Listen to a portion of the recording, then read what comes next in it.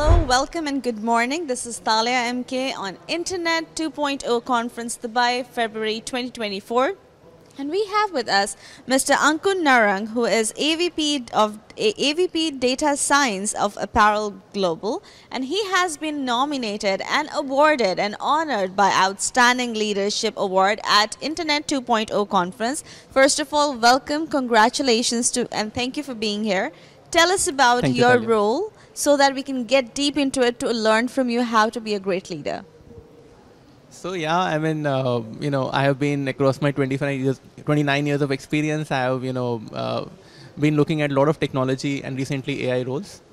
Over the last 20 years, I've been setting up AI functions at multiple different verticals. Okay. That basically spanned across edtech, fintech, game tech, social messaging, telecom, media, and even oil and gas as well, and some bit of health tech also. So before that, I was in the Bay Area for around 8 to 10 years, building supercomputers fastest at that point of time in the internet.com era. And this was meant for hardware acceleration, but the raw throughput, compute throughput was the fastest on the planet. And so I like to do things which are really revolutionary.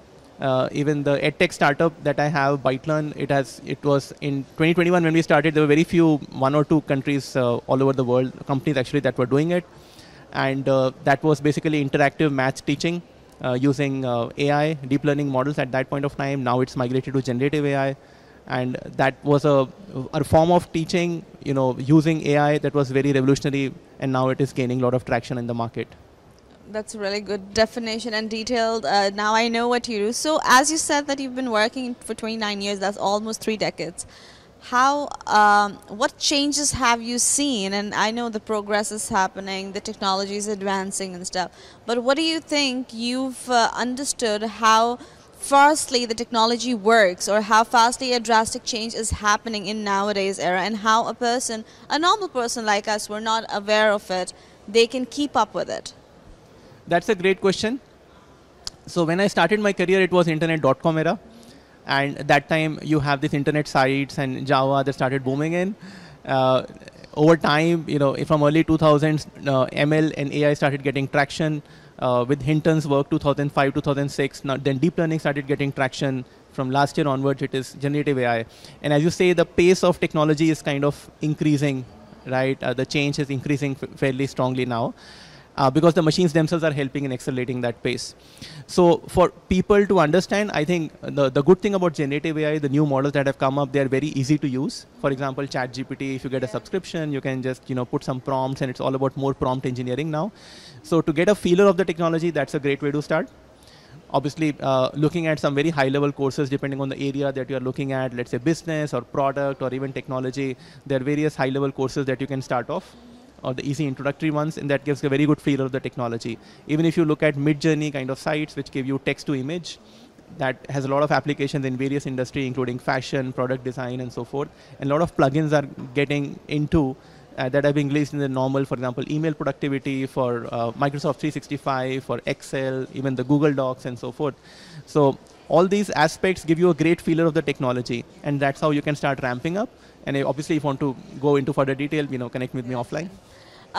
So as we talk about internet is something now a 10-year-old will be using. Everybody is on the internet.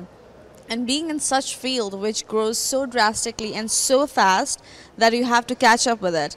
Being you, and if anybody wants to follow your footsteps, and of course after receiving an outstanding leadership award, what are a few tips you can give to the viewers watching it? Yeah, I think a core kind of advice I would have is to be aware of what is there in the technology and how it is evolving. That is the first one, to have a great feeler of how the technology is evolving and what are the areas that you really are interested. So understanding your passion is extremely important.